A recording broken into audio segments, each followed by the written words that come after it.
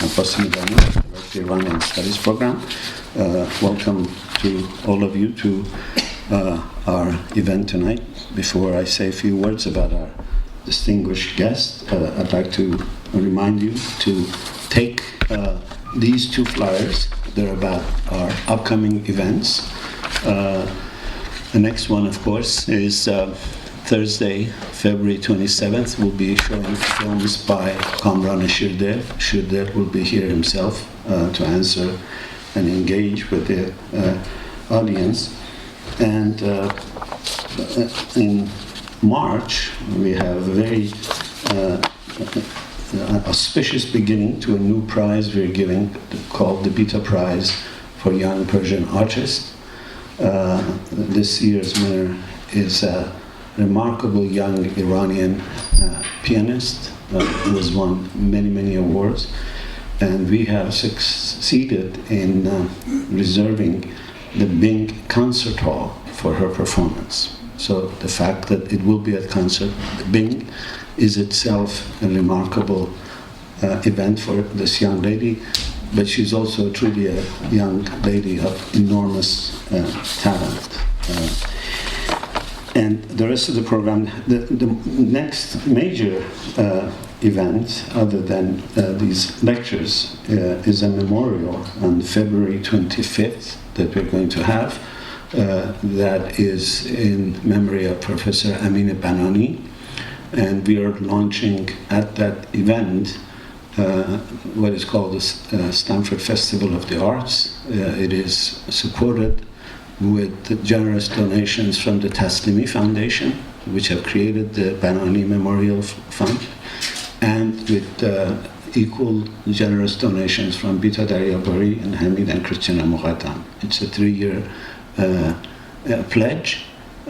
Hopefully it will become permanent, and we're going to have many more poetry readings, plays, films, conferences, and if you are on our list, you will be getting the announcements.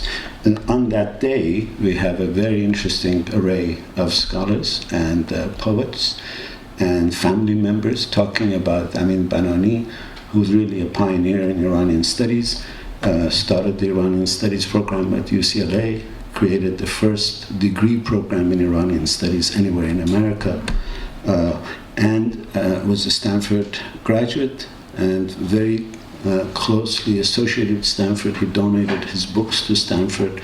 He has taught, he's given lectures for us. He was about to start giving a seminar that he got sick and we unfortunately couldn't bring him here.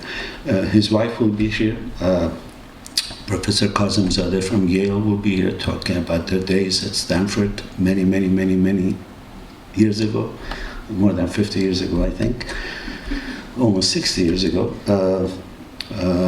One of his students will be here.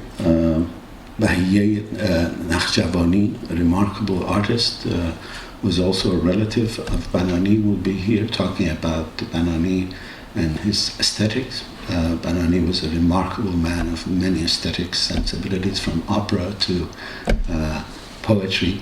And then we will have a small talk and the recital of some poetry by Bahram Beyzai that will bring the program to an end. It is a very interesting collection of scholars and artists and students of Banani and family. It will be in the CIMEX auditorium at 6:30. I just want to make sure I have all the details. February 25 at 6:30 at CIMEX auditorium.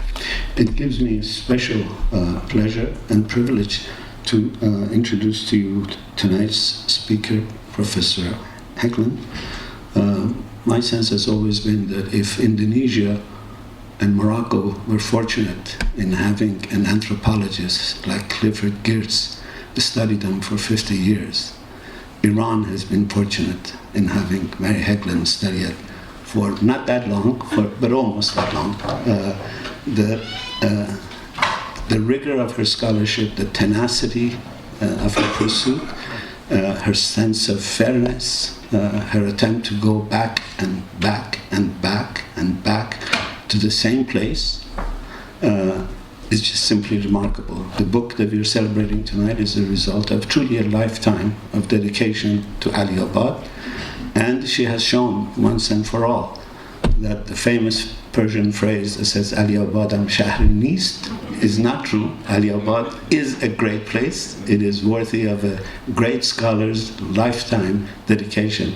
As an Iranian, I am truly honored and humbled that we have a scholar of her fairness, her stature, and her tenacity be interested in Iran and pursue it with such sense of fairness, impartiality, and astute observation. The editor-in-chief of Stanford University Press is here. I very kindly welcome her. She was very instrumental in bringing the book to this press, and under her leadership, Stanford University Press has become much, much more active in publishing first-rate works on Iran, on the Middle East, on the gender issue. So as members of the Iranian American community, we also owe her a special debt of gratitude. Thank you for coming. And we also have, of course, Professor Beeman, who is a visiting scholar here, and he too has been studying Iran for many, many, many years. I won't mention the name. He's wearing the cane. He might hit me if I tell you how long he's been. Thank you, Professor Hegland.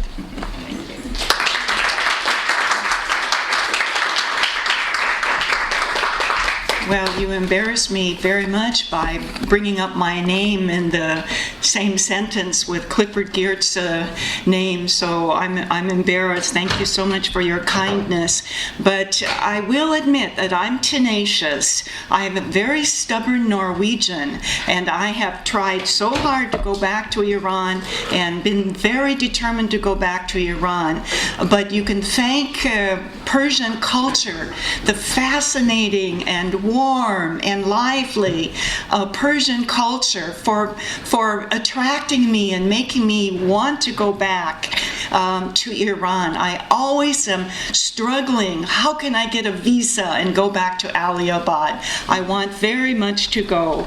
I'm absolutely fascinated. And of course, I've known people in Aliabad for 35 years now. I know the grandchildren of little kids when I first went there. They've grown up, got married, had children, gotten damad or arus, and become grandparents. So these people are very dear to me. And I want to point out to this picture, this was the Darvaze. It was the gateway to the village of Aliabad 35 years ago. Now, of course, it's all flat and it looks like an urban area. But before, this was a revolutionary period.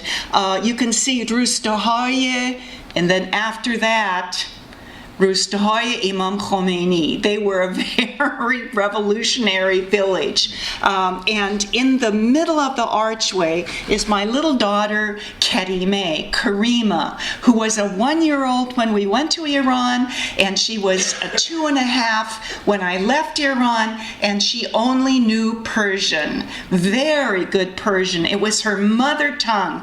And my friends used to ask me, Maman Karime, chara zabani shoma az bana dokhtaret zaiftare? You know, she had so much better Persian than I did, with a Shirazi accent, in fact. Oh, it was wonderful. Unfortunately, little by little, she forgot it. The last word that she had in her memory was bastani. Ice cream. Of course, she remembered that the most. Well, first of all, I would like to thank Professor Abbas Milani and the Hamid and Christina Moghadam program in Iranian Studies and the Bita Daryabari Endowment in Persian Letters for inviting me and sponsoring my talk. It is an honor to be here with you to talk about my book, Days of Revolution, and my study of political culture and process in an Iranian village near Shiraz, which I call Aliabad. And I also want to thank Kate Wall, the editor of Stanford University Press, and Ryan also, for all of the work that they've done with this book. I'm so happy to have it published. And I also want to thank Bill Beeman and my friend Jane Curry for being here, and for all of the rest of you for being here as well. I'm a cultural anthropologist. I teach just down the road at Santa Clara University. And I wrote the book based on anthropological fieldwork in Allahabad.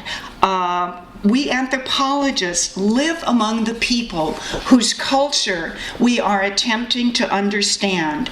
Our main method is participant observation. We attempt as much as possible to participate in activities and social life while also observing and recording. I myself consider anthropological research to be a joint project, a collaborative effort. I feel that my work would not have been possible without the generous help and friendship and also astute political analysis of the people in Allahabad who helped me. Even today, am surprised by their very able political analysis. And I think in general, Iranians are very astute at analyzing politics. When we go and live, for example, as in a community of Allahabad, which 35 years ago was about 3,000 people, we attempt to form relationships and friendships, and we learn from people. We have to do library research as well, but the main way we gather information is through talking to people, observing people, asking questions of people, discussing with people, and it's a most enjoyable and engaging process. Basically, little by little, your life becomes the life with these people, and other lives begin to fade away, and this becomes your own community, the people that you're really interested. Every day you wake up in the morning wondering what's happened that day, what are you going to find out, and very anxious to meet with your friends and talk with your friends again. And because I relied on my friends in Allahabad to do this research, and they were my partners in research, I must also express my great gratitude for the people in Allahabad who worked with me on this research project. If you look at the Stanford University Press blog site, you will find a blog which I wrote, and also photos of Allahabad 35 years ago, at which I put on the blog in honor of the people of Allahabad who helped me.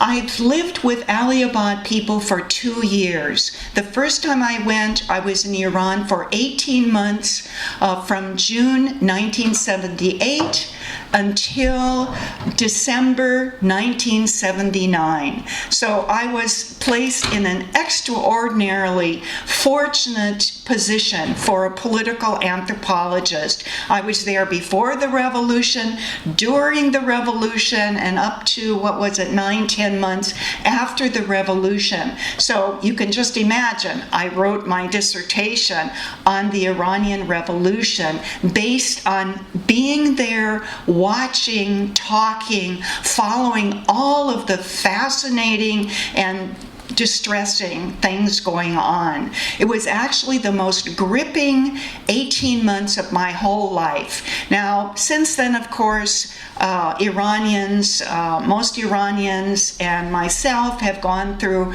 a great deal of despair and grief and even depression for years after the revolution because of our disappointment. But even then, I remember these 18 months as the most gripping period of my life. This book falls into the category of political anthropologist. Political anthropologists are people who have their feet in two areas, political science and also anthropology. Political anthropologists are different from political scientists in that we generally emphasize people everyday people, people at the ground level, at the grassroots people. And we're interested in understanding how national level politics and even international politics influence people on the ground. We're also interested in trying to understand how people on the ground influence not just local level politics, but national level politics and even international politics. It was all these grassroots people who actually brought about the Iranian Revolution, and yet all of them were also very influenced by the resulting national level politics. And they were also influenced by international politics. During the Mossadegh period, during land reform, the people living in the village where I worked were very much influenced by international politics, basically U.S. Policy. So basically it's a study in political anthropology based on field research and being there and watching there. Now, many people, when they think about the Iranian Revolution, they assume that Shia Islam was the motivating factor that pulled people into participation in the revolution.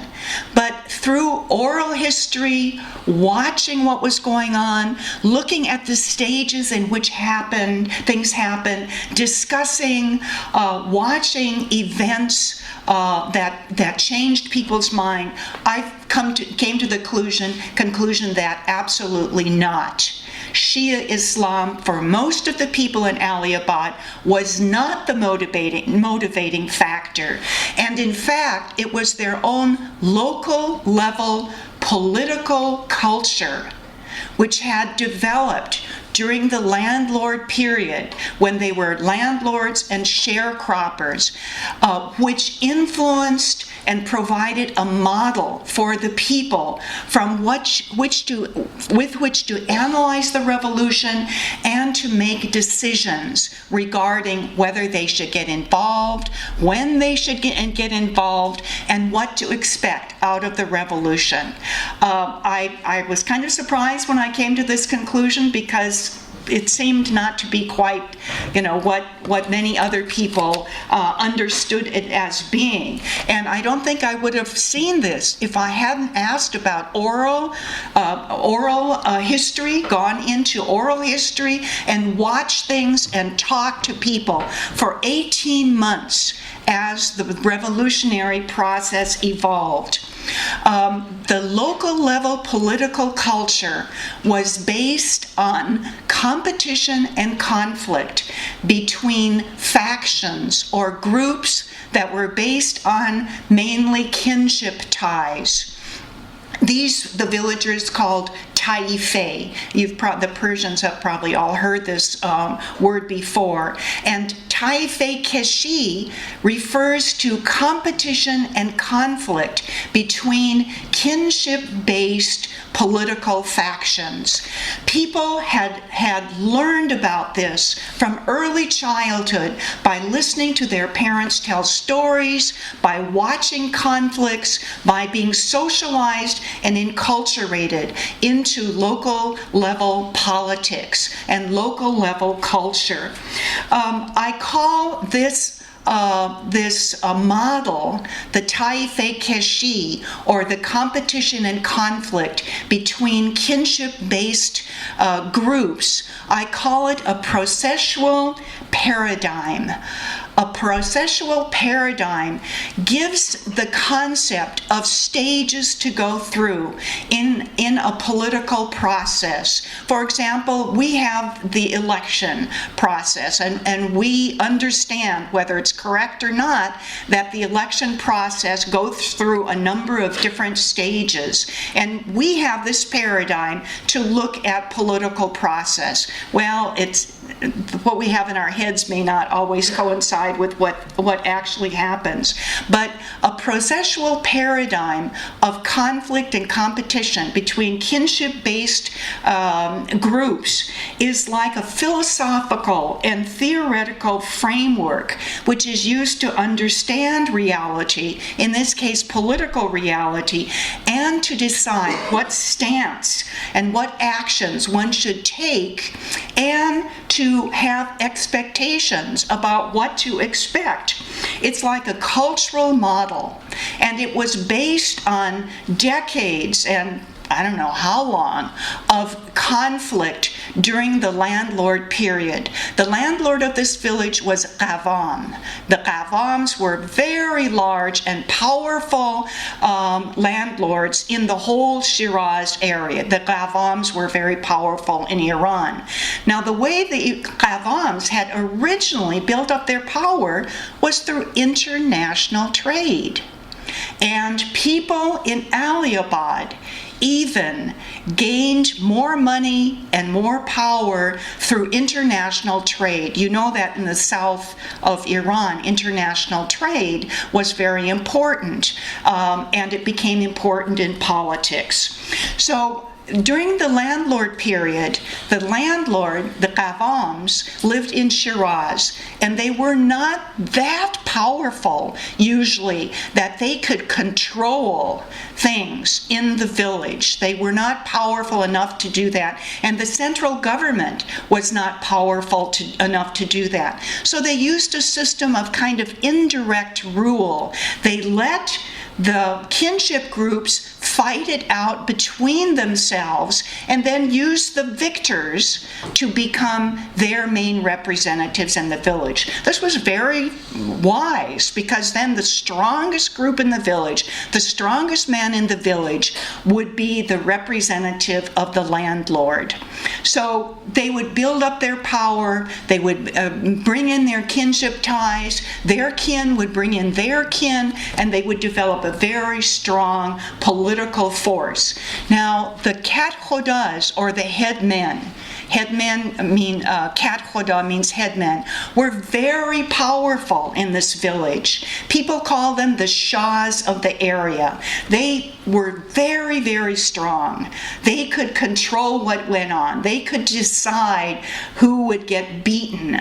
They could decide who got access to agricultural land. And this, of course, is how people made their living.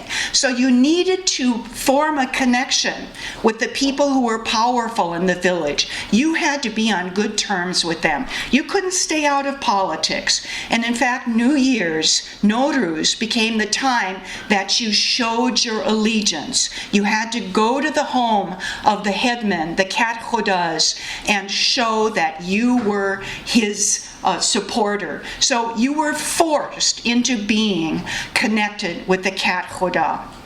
That is, well, the Kat Khoda could maintain his power. But eventually, some people would begin to feel, this guy is too brutal. He doesn't help us enough. And someone else might gain more money because of his involvement in international trade, going down to Bushir, going to being involved in international trade, having caravans, shops. And little by little, then, this new contender would want to build up his power and his political strength, and he would want to become a Kat Khoda, a headman in the village. So he would try to gather his relatives. He'd give things and support people. He'd give dinners. He'd pull people together, and gradually he would become a contender for the Kat Khoda. So I began to do oral interviewing with people, and I heard a number of stories about conflicts in the past, about how kinship groups had fought with each other over control over the land and over the position of Kat Khoda, or headman. And I'll give you one of the stories which I had gathered about this kind of conflict, which brought about eventually a change in the person who was headman in the village. this young man told me this story, which had been passed down to him by his father. A long time ago, before land reform, we had a fight with the Saidis over a little piece of land.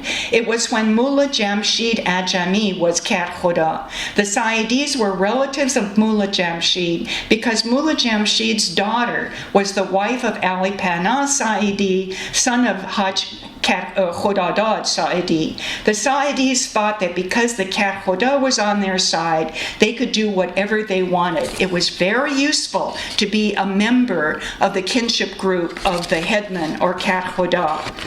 One day, Amu Aziz was taking his cow out the village gate to give it water. Haj Khodadad Saidi's son hit Aziz and started a fight. Amu Aziz left his cow there and went home to tell everybody. My father, Haydar, head of our Taifeh, the kinship-based political faction, told everybody to get ready for a fight. Everyone went out. The fight was near Said Rahim's shop. We had a big Taifeh. Mullah Jamshid had a large group too, and they helped the Saidis. A stone hit the back of Amu Ramazun's head. He fell down. My father, Haydar, shouted, "Bring him into the courtyard." Everyone was screaming that he'd been killed, and then let's go and get revenge. You had to go and get revenge. If you didn't, the other side would think you were weak, and they would just walk all over you all the more. You were forced into getting revenge. The fighting went on. My father gave Haj Khodadad a severe blow on the head, and he fell over. The fight ended to our advantage. Our Taifeh got the plot of land for two reasons. One, because we were stronger, and two, because the right was on our side. Isn't it interesting how the right is always on the side of the people who are stronger? We had put in the earlier claim.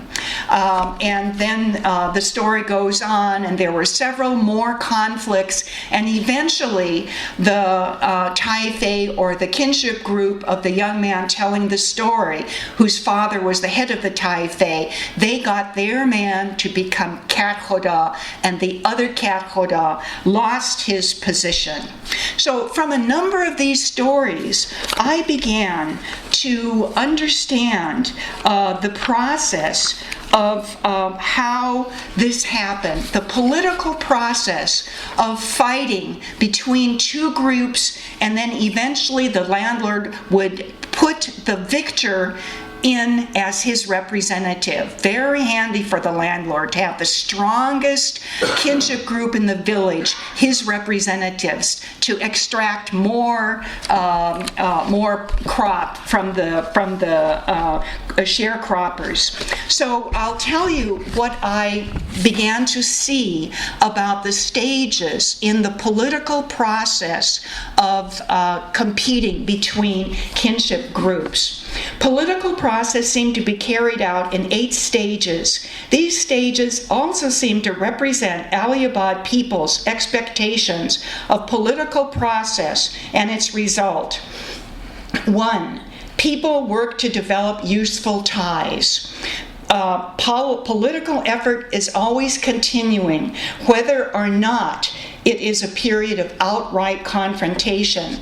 People think about what type of ties are advisable, with whom, and at what level. Making social ties is very politically important. People attempt to create, strengthen, curtail, or eliminate ties according to their perceived usefulness. They live politically. You had to live politically. Number 2, a second stage, a contender gathers resource. A potential leader gathers wealth and status and begins to build up a following. This was usually from involvement in international trade. He mobilizes his relatives. He makes alliances through marriage. You can see from the story I told you how important relationships between women are. He tries to pull in supporters using a variety of strategies and connections. Third stage, clashes occur between the contender and the incumbent. A series of clashes takes place between the upcoming political leader and his group and the person in office and his group. And everybody follows the success of the two parties. Everybody has to watch very carefully to look at the balance of power, because they may have to change sides. If you don't change sides and you get stuck on the side of the loser, you are going to be bad off. You've got to be on the side of the winner. Fourth, the incumbent performs an outrageous act. The person in office does something that people say, that is so terrible, we can't stand it any longer. We have to get rid of him. This is the last straw. This is the signal for an all-out attack by the upcoming group and their leader. And it's a rationalization for many people to shift to the other side. This person is so terrible, how can I be connected with him? I have to go to the other side. The fifth stage, this new opposition, outraged, grows in numbers and resolve. The opposing leader and the group are outraged to the extent that they are willing to do anything to get rid of this awful person and his supporters. They are no longer concerned about their own safety, they say. And a lot of people shift over to the other side because they're so outraged with this terrible thing that the leader, the office person in office, or one of his supporters have done. And a large number of people simultaneously shift over to the other side.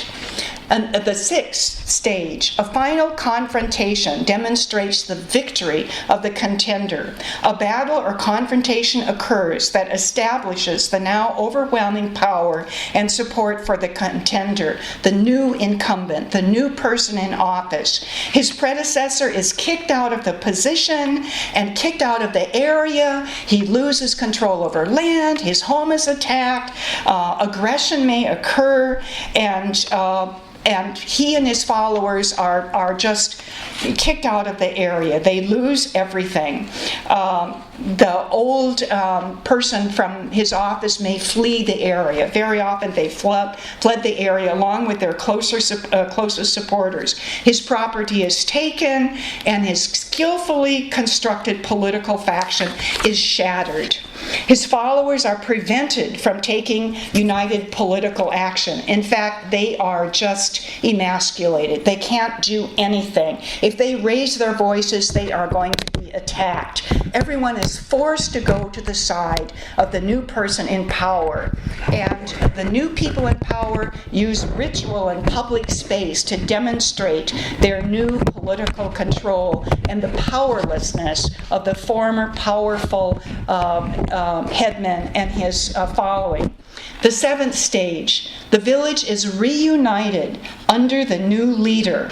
Everyone rushes to join the side of the newly victorious leader. Everyone attempts to connect themselves with the new order by mobilizing diverse ties through their wives, through their daughters-in-law, through their sisters, and the village community comes together again under the new regime. You can't be a dissenter. Dissenters are quieted, and eventually even the closest supporter of the old officer has to shut up and be quiet if he wants to go on living in the area. And in fact, they'll enter into rituals of acquiescence. And then the eighth stage, again, people live politically, whether or not they're aware of it. People are active politically in everyday life in large formal settings and in small ways. And women are actually very important in maintaining social ties, although I don't really have time to talk about it. So everyone is watching power and trying to connect themselves with important people. So this is what I found is the processual paradigm of these groups of kin-based factions competing in conflict with each other. This is the Taifei-Keshi cultural model for political process. This is what I gathered from oral history, from people talking about it. I could see it in so many different ways in behavior. And very interestingly, when the political situation in Iran began to be kind of out of control and the central government was no longer so much in control, this paradigm came to the fore again. This kind of political process, of course, can only go on when the government is weak and can't control things directly. And during the time of the revolution, it came to the fore, and people used this political processual paradigm to channel their behavior in the revolution and to help them understand what was going on in the revolution and to make decisions about the revolution. So this had developed because of the landlord sharecropper situation, and headmen and those who wanted to be headmen and their groups fought over agricultural land, control of agricultural land, and over the position of headman. The headmen were very powerful. They were called the shahs of the area and the region, and people were forced to be aligned with the headman and his group, or they would be helpless to protect themselves. That was the only source of protection that you would have for other people, against other people. Until too many people felt that the headman was too brutal and not helping people then enough, and then they might shift their support, but they would have to do it all together, because if you were caught on the wrong side, we would be in bad trouble. So it was a system of shifting elites. People could have hope if things got too bad and the leader was too brutal and didn't help them enough, that they could make things a little better by shifting their support to a new person who hopefully would be more receptive, more responsible, and a better leader. People felt they could do something. The landlord and the central government didn't have so much power to control directly, and they basically allowed the groups to fight it out for themselves. Now, in the late 50s and 60s, as the Iranian government began to get more powerful, people couldn't do this anymore. They couldn't shift their support to another person who hopefully would be more powerful. The central government became powerful enough and had gendarmes, police, army, and they kept their representative in power. And as time went on, more and more people in the village got angry at the central government's headmen. And more people were no longer, they had to look like they supported him, because that's how you got anything out of the situation. But they didn't support them. They were really angry. They became really angry, but there wasn't anything they could do about it, as they had in the past, by shifting their support to another headman. There were 3 situations that happened in the village that taught people, you cannot get rid of these headmen. The government is supporting them. Forget it. You are not strong enough to do that. You can get the biggest kinship group together in the village and you won't be able to do anything. One was during the Mossadegh period, when quite a number of people in the village became supporters of the National Front and Mossadegh. And then when he was overthrown, with the involvement of the CIA, the supporters in the village were really slammed down. They were exiled, they were beaten, and people really suffered. A lot of people suffered because of this. A second situation in the village was a peasant strike. The peasants got together and said, we don't get enough share of the crop. We're going to go on strike. And for 1 year, they did not cultivate their abi, their irrigated land. They did cultivate their dry land, which was just irrigated with rain, but they didn't cultivate their irrigated land. At the end of a year, the landlord was holding firm. He was holding firm, and they gave up. In the meantime, a lot of people had gone to work in the city, and a lot of people didn't take up their right to agriculture anymore.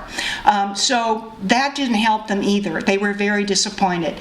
The most violent and most difficult situation that occurred that really taught people to just behave themselves was land reform.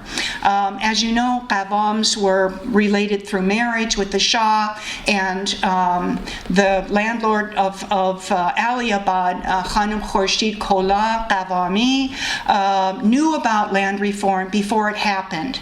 She knew it was going to happen, so she quietly sold half of the village to her buddies in the village, her representatives in the village.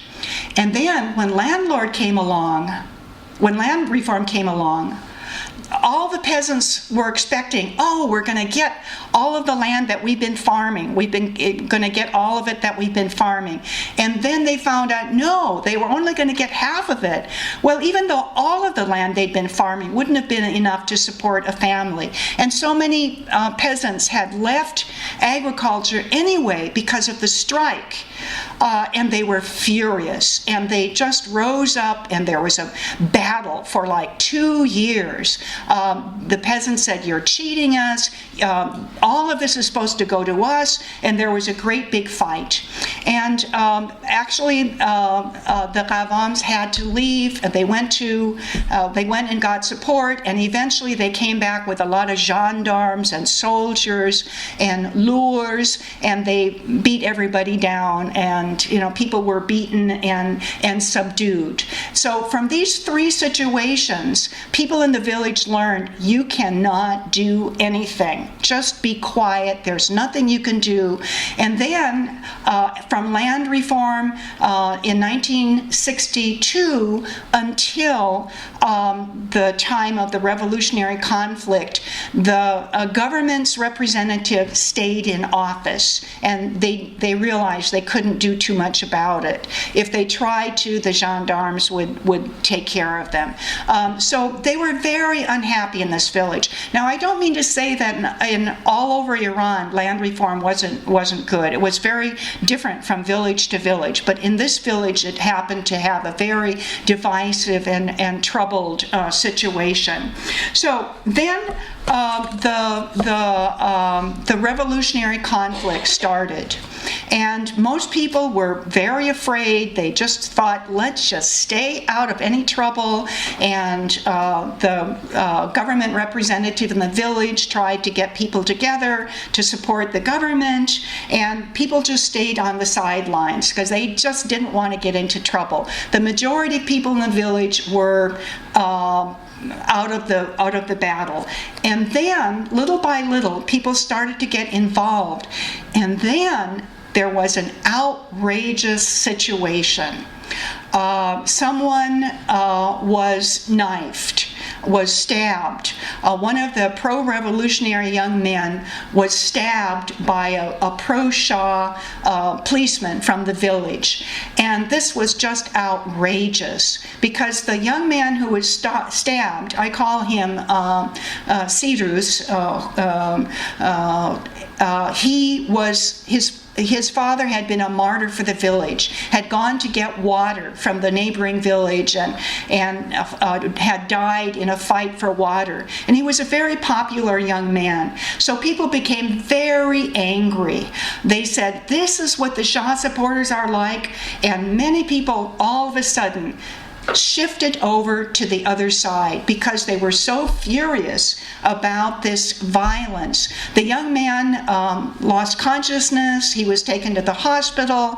He was in surgery for hours, and so many people went to visit him in the hospital, just as people had gone to support someone who had been injured. And then I could see that people began to apply this political culture, the processual paradigm of Taife Keshi. And the process, the stages that people went through, followed the processual paradigm of the local level politics. The majority of the village, until Sirus, Khurosh, had been stabbed, were not involved. They weren't motivated by all the Shia Muslim rhetoric and the Shia Muslim everything. They decided on the basis of violence to a member of a very strong kinship group who was basically related to the whole village and very popular. They decided to shift to the side of the revolution. And only after they made up their mind to shift did they start using the Islamic rhetoric. Just like, the professors at Santa University started to be captivated by the Shia Muslim framework, because that was the only framework for dissidence and for resistance which was available.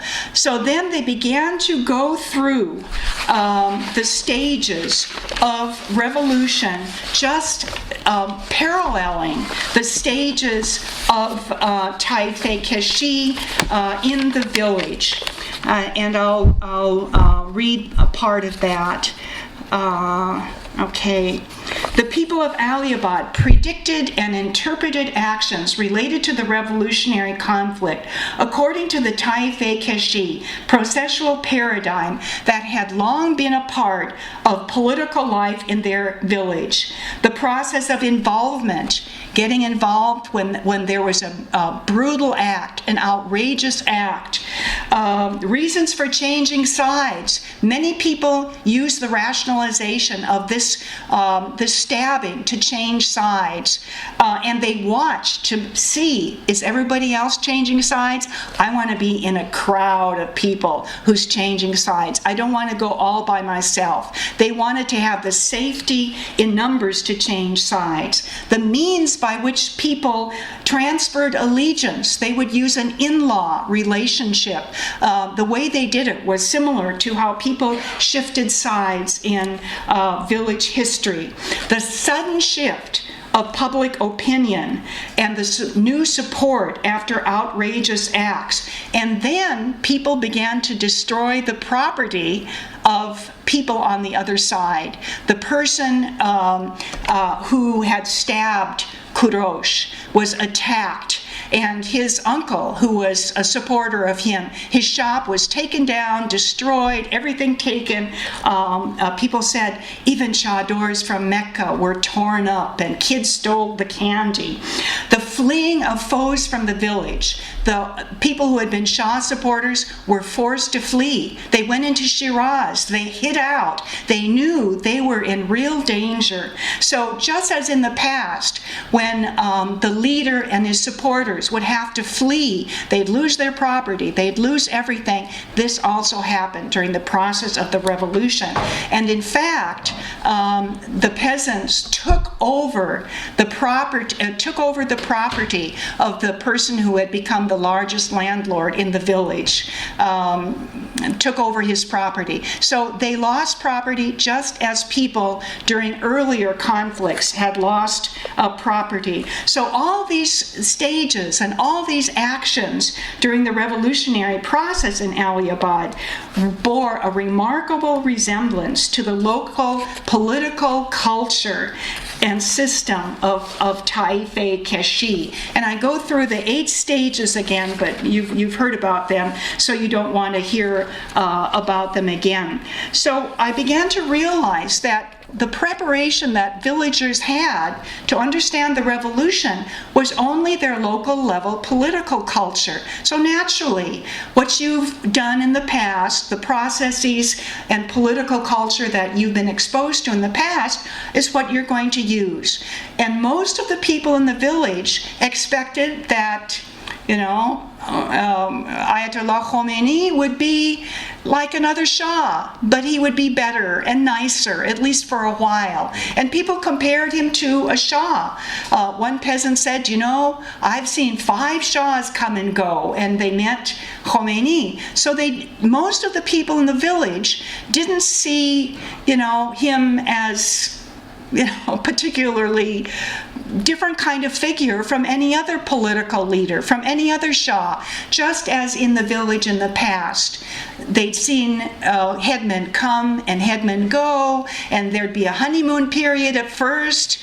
You'd expect good things. You'd expect him to pay attention to you, to be nicer, to provide more things for you, but then things would change again. So in the meantime, after the revolution, and in the years after this, the years until I was able to go back, about 27 years, in the village things changed very much.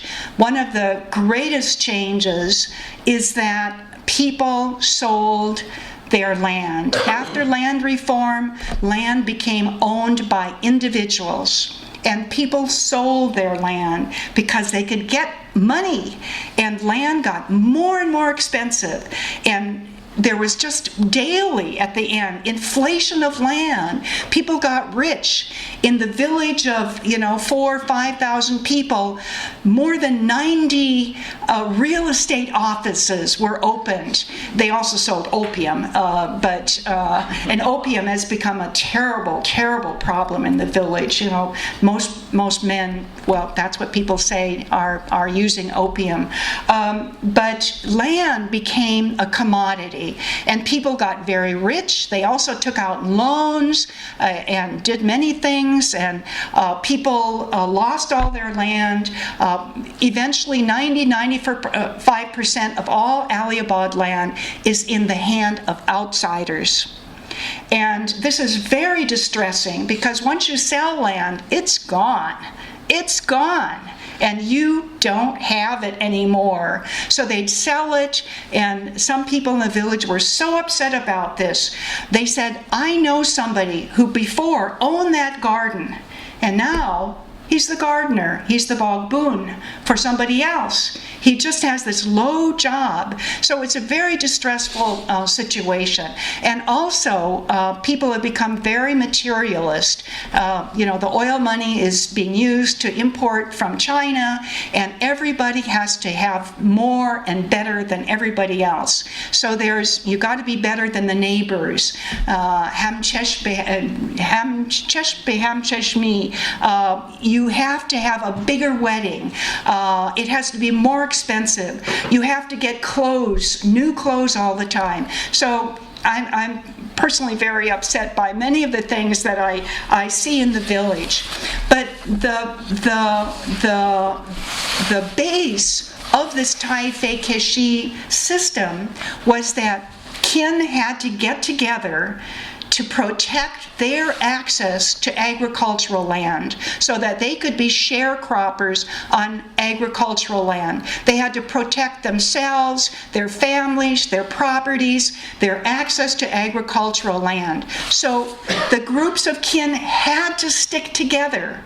They had to fight against each other, against other groups, to keep their own sources of an income. Well, once land had been sold and it belonged to individuals, people started going to court with members of their family over inheritance. And guess what? Women started to insist on their half share too. And so sisters were going to court against their brothers. All of the members and families were fighting against each other. Before, the kin had stuck together to, as a group, protect their access to land. Now, members of a family fight over land. People said before, land held us together. Now, land pushes us apart. And many people in the village have not talked to each other for a long time because they've been in court. Brothers are fighting against brothers. Once a man dies and the inheritance is supposed to come, you can expect that almost all families are going to fight. And sometimes people blame it on the wives. The mothers may get aligned with the boys, often with the boys, or it's a terrible situation. The first time I went back to Aliabad, this wonderful family that I just loved so much, they all got together in the old family home where only the mother was living. Now older women live by themselves because the kids have left them. They're living on their own, both in the cities and in the villages. 50% of older widows in the village, the last time I was there, or even in 2005, lived by themselves, which never happened before. But in any case, all the kids and grandchildren came back to the family home. And I said, oh, this is so wonderful to be together with you all. And they said, this is the first time we've been together for 7 years. Because of the fights. So then what has happened to Taifei? What's happened to these kinship groups in the 21st century?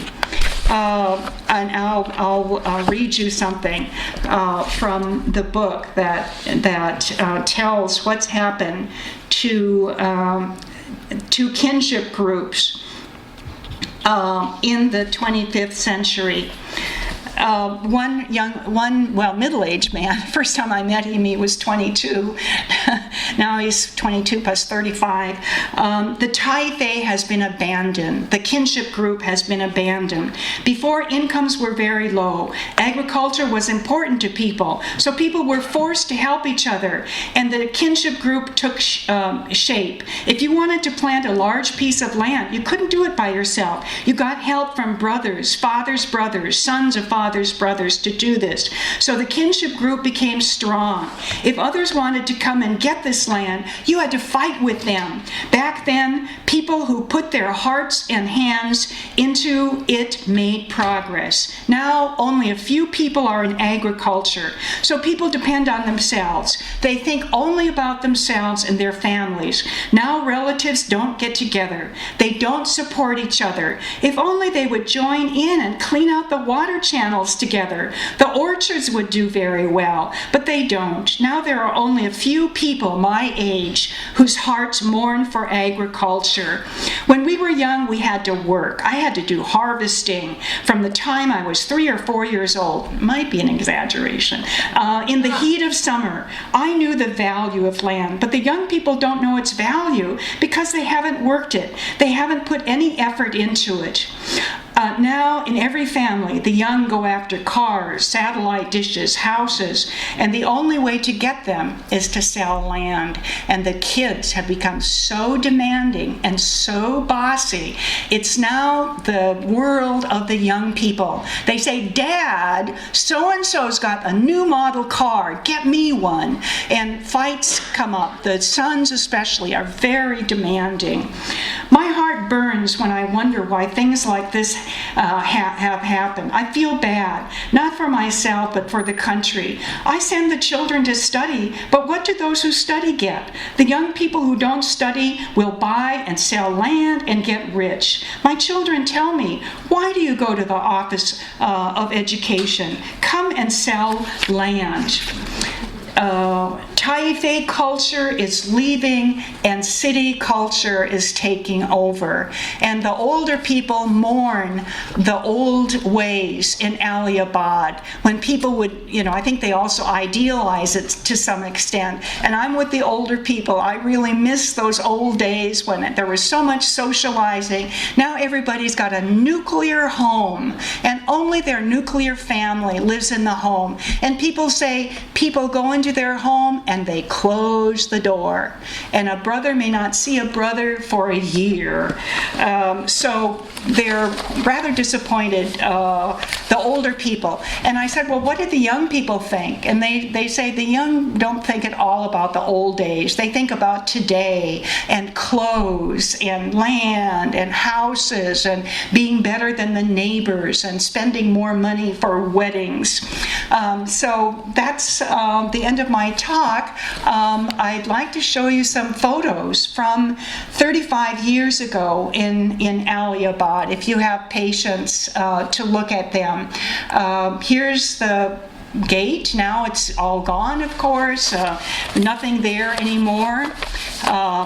People basically lived in a courtyard made out of mud brick with houses, with rooms for each of the families. They were extended families living in a courtyard.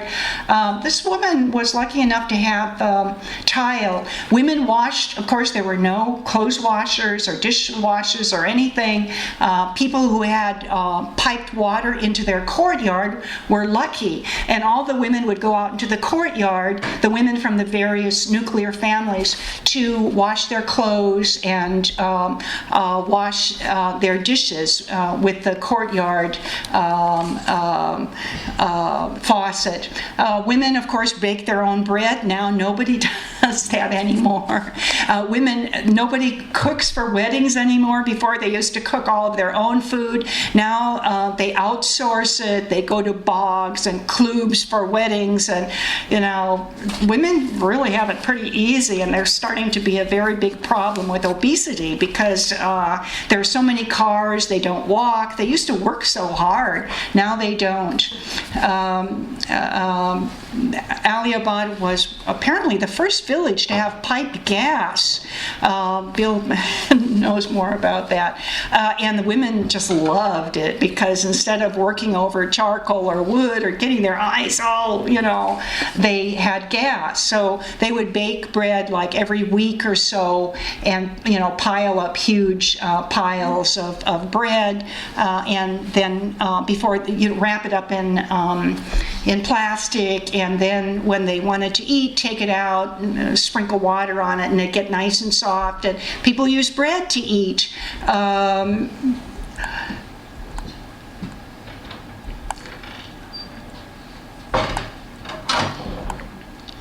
They also made their own things like abgure. They are making abgure. They're making sour grape juice that's used like lemon juice in the winter. So they pick grapes before they're ripe, smash them, take the juice out of them, and they loved it when I brought glass bottles. They would use that and put paper at the top and use them in the winter.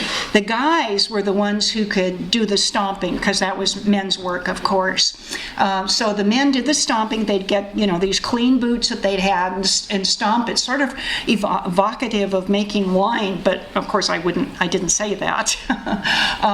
And the whole family would get together. They had a large stone container that would pass around from family to family. One of the times that I went, they were also went back again, 2005 or 2006 or 2004.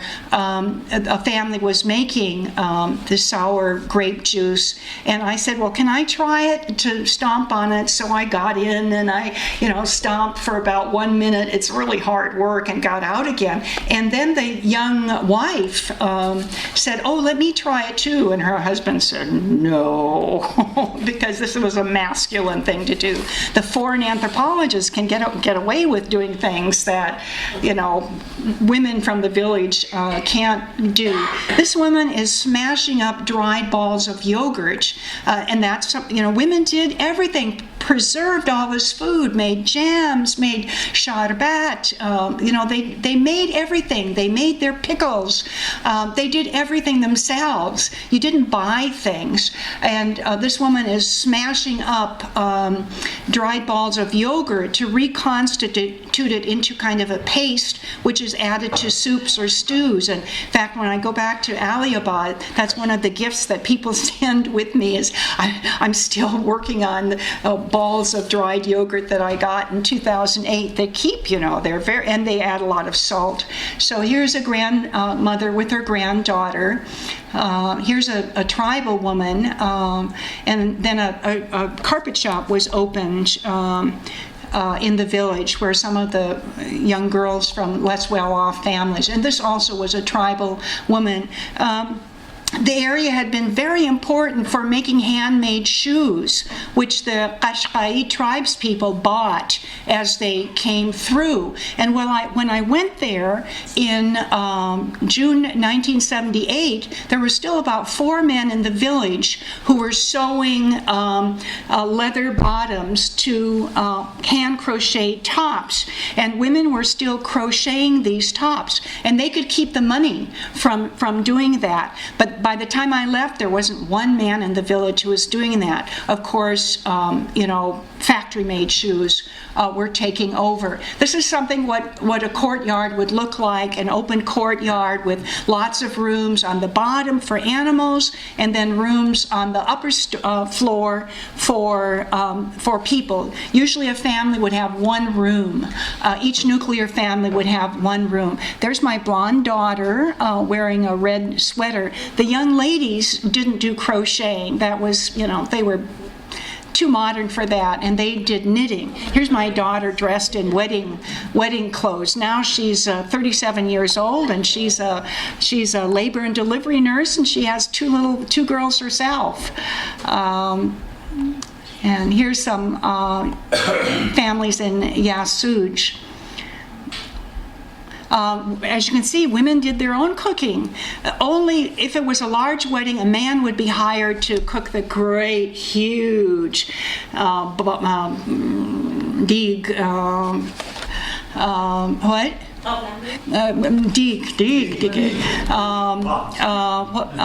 Great big kettles, pots of rice, but women did everything else. And you can see this is before the wedding. They haven't put their wedding clothes on. They're sauteing eggplant.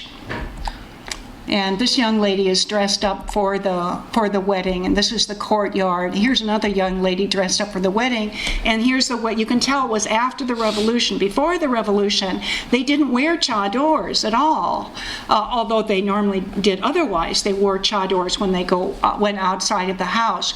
But for dancing at weddings, it was done out in the open, and women didn't wear chadors. But then after they were forced to, and actually there was a mullah from Qom sent to the village, and he said no music and no dancing at weddings.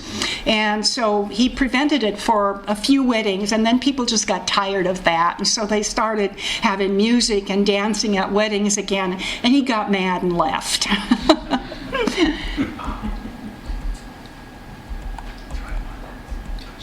And here's a wedding. We went about 5 hours away to get a girl from another village for this young man. And here she is.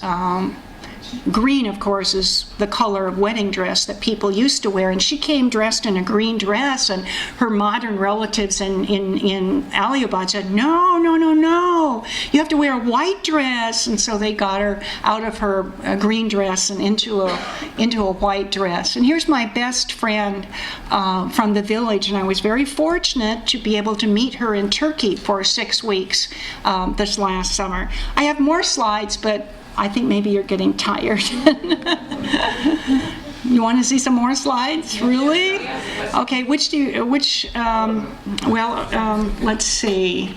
I have slides around of the village environs in 78 or 79. I also have some slides from 2003. Which would you prefer? Violence. What? Violence. Violence? Yeah, you said. Oh, violence? Oh, no. I don't have any outright slides of violence, but, I don't have that. What? Can we also ask questions? Sure. Do you want to ask questions or see slides first? 2003. What? 2003. What? 2003. 2003? Okay. Let's see.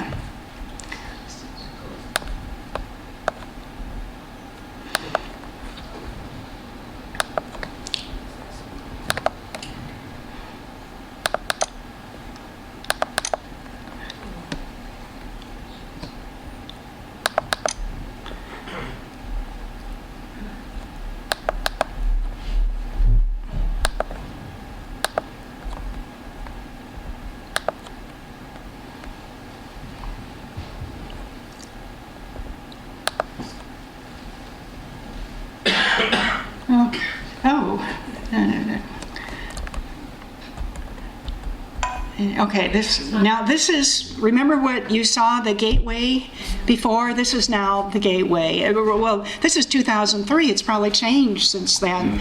And the shops from previous years, in previous years, now they had refrigerated shops. And the old village has basically been deserted. And it's becoming an archaeological site. Because, mud brick has to be maintained. You have to, put new layers of mud and straw on it, and it's falling apart. Now people have urban-like homes in the new site across the street. It made me feel so bad to see this. I really miss the old days.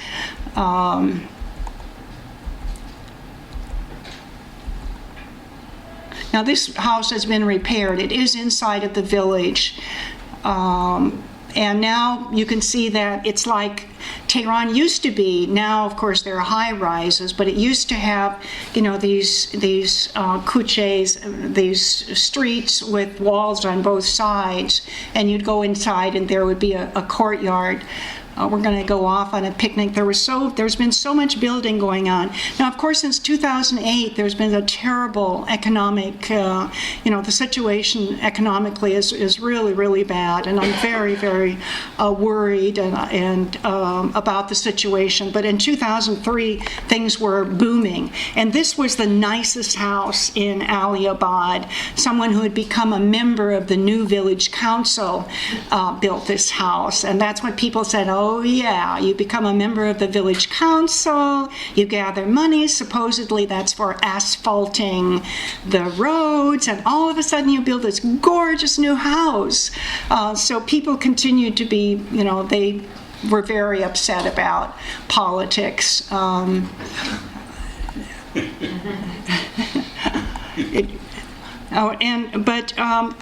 found that I've seen that from the ground up, people are questioning hierarchy in all areas of life, including the religious area. I mean, people say, I don't accept the Ayatollahs anymore. I don't accept the Ayatollahs anymore. At every area of life, family, economic, now there's no landlord, of course. All of those relationships of deference and power that I saw so clearly in 1978, 1979 are under attack. Daughters tell their fathers off. I couldn't believe it.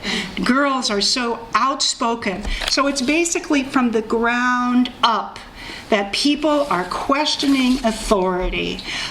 So there have been tremendous changes in every area of life, including in the family, including gender. Women and girls are so outspoken, and they're really controlling so much more. One of my friends said to me, back then it was patriarchy. Now it's offspring-archy, children-archy. They're the ones that run everything. They tell us what to do. And one of my friends said, well, other women said this too, back when we were young, it was the rule of the mother-in-law. When we were brides, it was the rule of the mother-in-law. Now that we become mothers-in-law, it's the rule of the brides. And they are so bossy, and they say, I won't live in the house of my mother-in-law for one night. The house has got to be perfect, a new house, so much furnishings, and people sell their land to set up their kids into their lives. They have everything. The day they're married, they have everything they will ever need, it seems like. And I thought, wow, they've got it so good. I had to little by little get, it's so here's a family, and you can see by the informal postures that family relations have become less formal and deferential. 35 years ago, a girl just sat on her haunches and didn't move in front of the adults. And,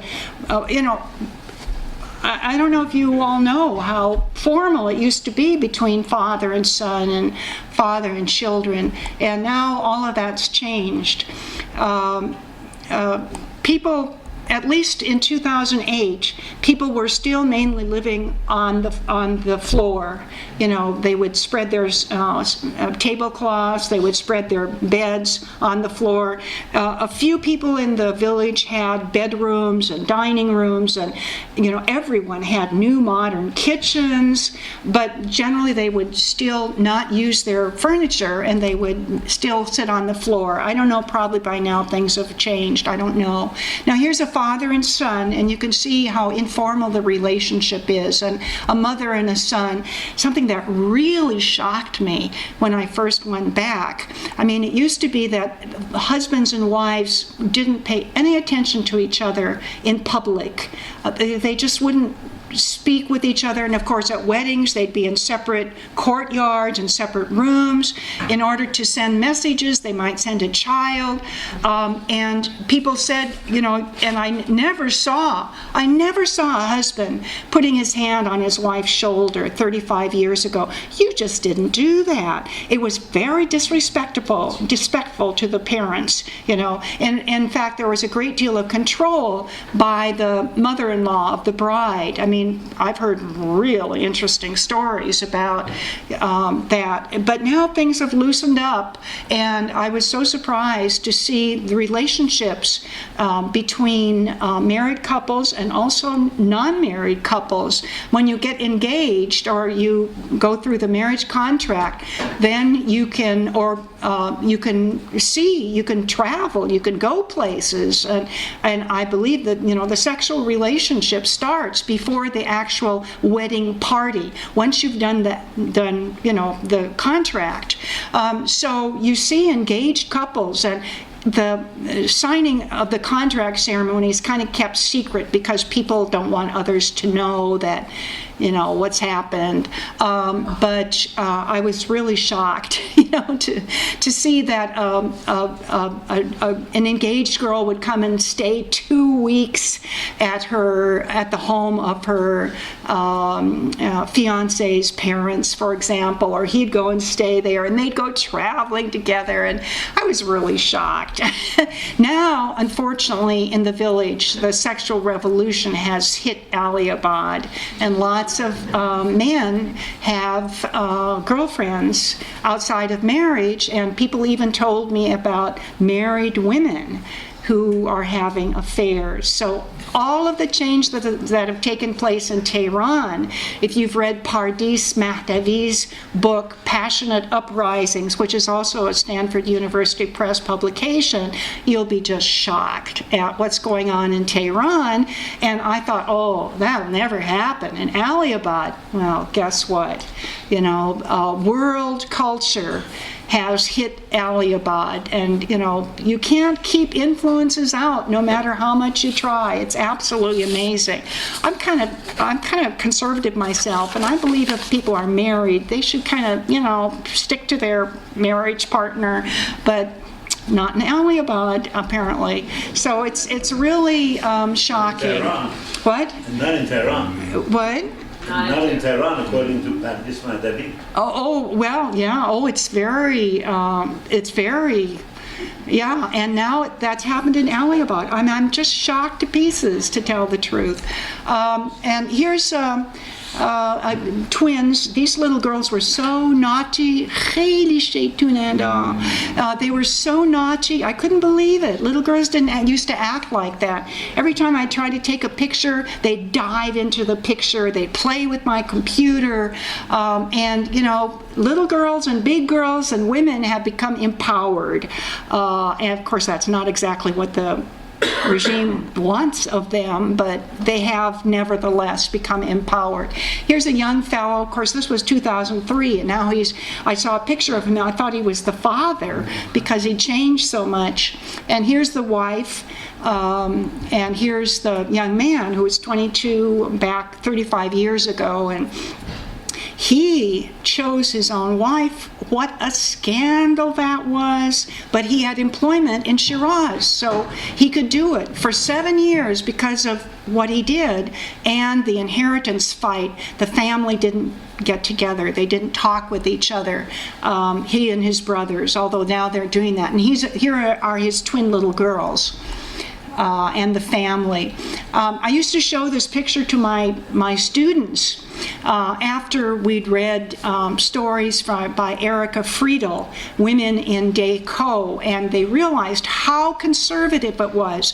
Even a 2 or 3 year old little girl, after having her bath, would wrap herself up so not even her toe shows, and little girls were taught to sit with their legs together and be very modest from a very early age. So we read all these stories, and then I'd show the students this picture, and I'd see, do you see anything that surprises you? Do you think there have been any changes? And they'd say, oh, the little girl's underwear is showing, and no one told her to put your legs together.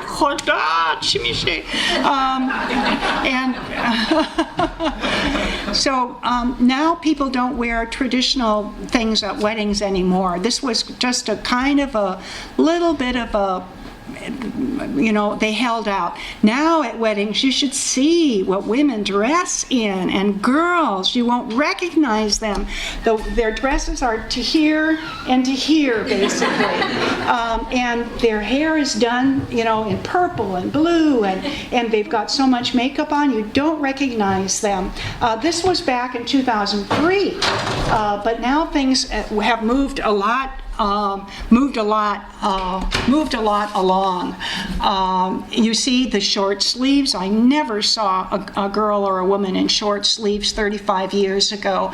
And they're dancing, Western style dancing, Western style music.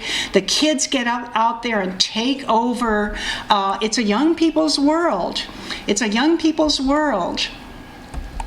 And the old people sit on the side looking very out of it and missing the weddings from the old days, while the young people are just going to it, wearing jeans to a wedding. And this was 2003. This is still Aliabad? And this is still Aliabad. This is all from Aliabad. Yeah, this is all from Aliabad.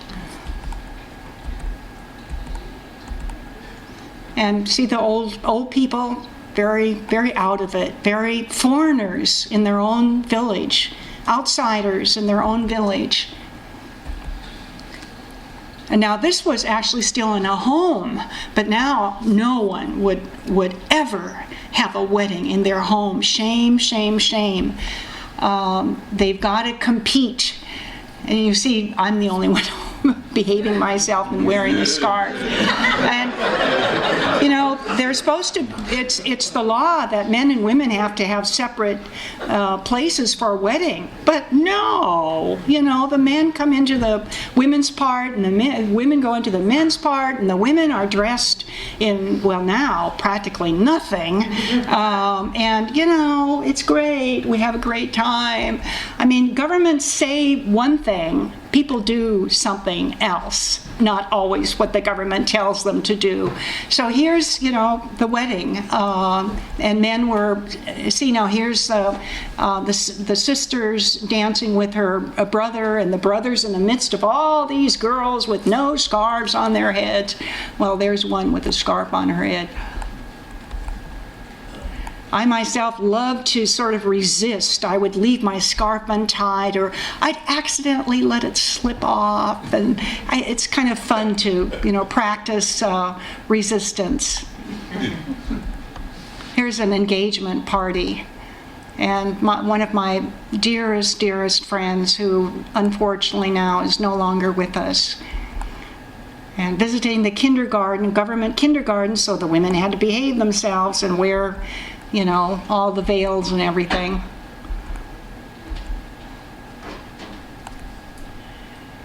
So you see the grandmother over on the left with her scarf and her chador and her bold daughter-in-law on the right, no scarf, no nothing. I was interviewing an elderly lady, and I don't remember what the joke was. And here's a lady was so active 35 years ago. She's, of course, already died as well. One thing that's really awful about doing long-term research is that people die, and I just hate it, and I miss them so badly. I know now when I go, I'll go to the grave of the woman who's on my left, and I know I'll just spend a long time there crying. Here's my dear friend. Her name is Rahmat, which is a very good name for her, merciful. She was so kind and so good. And here's the redone mosque and a Hosseinieh that was built in honor of a martyr. There were about 33 martyrs from the war in this village. Somebody said to me, this was back in 2003, someone said to me, if you want to see just how much support people have for the government, go to noon prayers and just see how many people are there.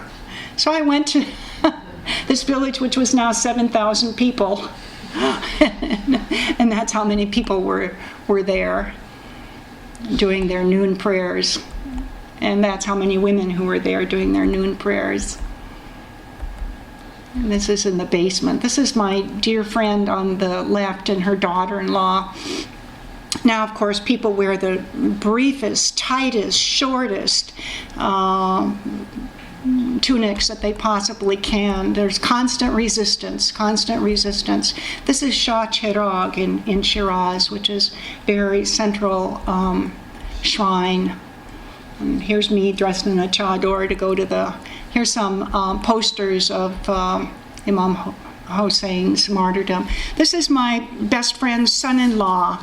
Unfortunately, he had a manteau shop, a shop selling tunics. Unfortunately, because of the economic situation, he's lost his shop, he's without work, and so it's a very difficult economic system, a very difficult economic situation, and I'm very, very concerned. Okay, that's the end of that.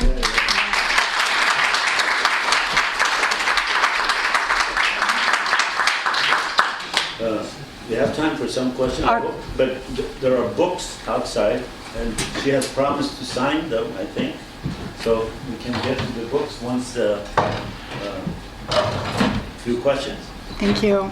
Yeah, if you could talk a little bit loud, I have a little bit of a hearing problem. I was just wondering about the educational system. They must have schools in that village or colleges nearby. Are the women encouraged to go to high school? Or because I read back a few years ago that they were in Iran, different from some of the Arabian countries. Yeah, well, like in the United States, the majority of university students are women. It's actually more, I think, in Iran. So women have been getting very feisty. There's a lot of influence from outside of the country.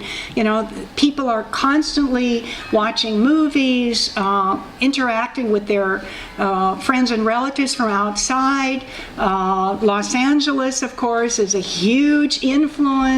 The television stations, people have got to have a satellite. So, you know, there's so many influence coming from outside, and change is coming, and it's from kind of the bottom up, resisting hierarchy. And yeah, in that village at that time, there wasn't any high school. Well, 35 years ago, it was just 3,000 people, and some boys would go to high school in Shiraz, and just a few girls had started going to high school. Now they've got high schools in the village, and there are so many universities that are being built in many smaller cities, and girls from the village generally now are expected to have a high school degree before they get married. Before, well, they were illiterate, or maybe at the time I was there, if they were in 5th grade, they could only go to 5th grade, and then generally they couldn't go on after that. So, but I mean, partly it's because men find other ways of making more money, and so they're not really interested so much as girls are in education. Girls don't have much else to do, and it's a way to get out of the house, it's a way to get some status. They don't have many other ways to make status for themselves. So yeah, there's a lot of education for females. I don't know, how good the education is, and it seems that, things maybe aren't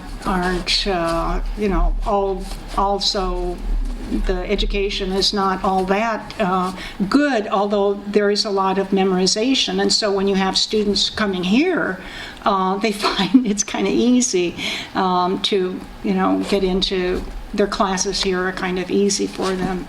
Of course, there's so many Iranians in this country because they were the largest foreign student group in the 70s, and now there's so many Iranians in the area. So well, it looks to me like all the U.S. propaganda about how repressive and well, it is repressive. Totalitarian everything that the country is. It doesn't look that way from the pictures. Well, it is repressive, but people are. Well, it's not as repressive as it's sold to us here in the United States. Well, maybe not. It's because people are just not accepting the repression. I mean, women are just pushing. I mean, another book is called Lipstick Jihad, and it's women fighting with makeup. You tell me I can't wear makeup, then I'll wear makeup. And that's, how they resist. They are constantly resisting. But I mean, you don't see pictures in this piece like you have in the United States press. When the press shows any kind of images of Iran, it's just women in black chadors. Yeah, well, women would get away with. The United States propaganda is definitely not showing. Yeah, well, people do things. They don't do what the government says. Are there any other questions? Yeah. So I wanted to know, during the time of the revolution, there must have been young people who went to the cities and were involved in the student groups during the actual revolution. What effect did they have in terms of bringing information back to the village or mobilizing the village? And I'm shocked because you never talked about religious figures. Well, in this book, I'm focusing on political culture. Just on political culture. In the next book, I will be talking about religion and religious rituals, with the caveat that for the majority of people in the village, it was their own political culture. And once they decided, because of violence by a government supporter against a very popular young man who was totally innocent, and it was his brother-in-law, and he was getting revenge for a family issue and trying to cover it up with, I'm supporting the Shah's regime, that people were so furious that people turned to religion. But in the next book, I will deal with the issues of religion and ritual. And yeah, people did go to the city, and villages further away, didn't get involved in the revolution. And actually, a while after the revolution, all these people who were students said, boy, those old peasants, they really knew. We should have listened to them. They said, just another Shah coming. They were definitely influenced. And the students, because the boys were some going to high school and going into the city, and they would go into the city and join marches. That they marched much more in the city, and it took a much longer time to start marching in the village than in the city. So I was going with my daughter and marching in the city, and so people would go into the city and march. Yes. You mentioned how land reform broke down the traditional system of land ownership, and people sold off and stuff. how much of this can be generalized throughout the country? Well, of course, land reform, I'm not a student of land reform, so, I can't tell you a great deal, but land reform differed, the effects differed from area to area, and even in the villages that I went to, some were doing well, some weren't doing well under land reform, so it can't really be generalized. I suspect maybe that in other villages owned by the Gavams, similar things might have happened. But what land reform did is they broke down the hierarchy between, and it broke down the village political system. It broke the relationship between the headmen and the sharecroppers. So basically what was happening is these relationships of hierarchy and power that kept people in control were breaking down. They were going to the city. They were working in the city. They didn't have to depend on the headmen of the village for their livelihood. He didn't even know what they were doing in the city. So it broke down hierarchical, vertical power relationships so that people, and I think that really had a big effect on the revolution. I think that this can be kind of generalized, that power centers in various areas became broken down. And actually the Shah, of course, was trying to get rid of powerful figures, but it kind of freed people up to be individual political agents. They got jobs in the city, and that time, jobs were much more easy to get, and a lot of people were making, you could get jobs. So your dependency, these very severe hierarchical relationships of dependency were broken through land reform and through cutting back on the power of other power centers. That's what I think. Let's see, I don't know, yeah. Could you talk a little loud, please? Sure. So in 1978, when you look at the time that you were there, and of course there are some people who are dissatisfied. When you look at the sources of dissatisfaction in 1978 and compare that 30 years later, 2008, you talk to people and people are, there are people who have issues. How are they different or are they similar? Well, I'm not a political scientist, and my study is through this microcosm. But what I've found is that people resent religion being forced. They resent religion being used as a political weapon. And they say that, in fact, I was talking to a young lady just recently, Harima, she's a shakhsiyat, and she said, there's no personal boundaries anymore. Harima shakhsiyati, there's no personal boundaries. People can come into your house, people go upstairs, they take your satellite. There's no personal boundaries. And, the political control is much more pervasive and goes into so many different areas of life. And then, of course, the statistics, the executions, the statistics. So people are very unhappy. But you have to be very careful.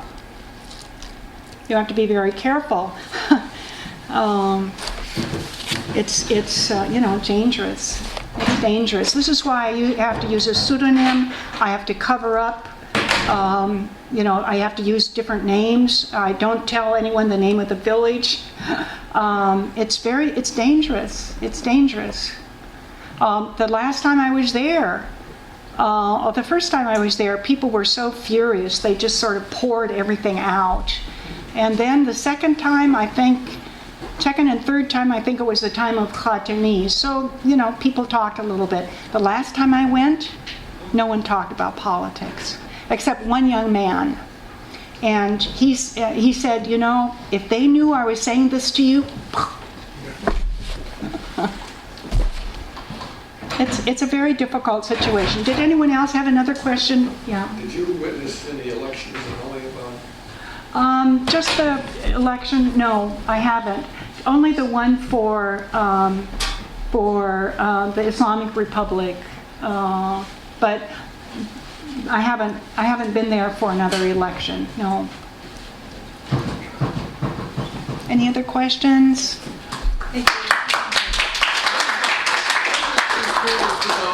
During the time of the revolution, when they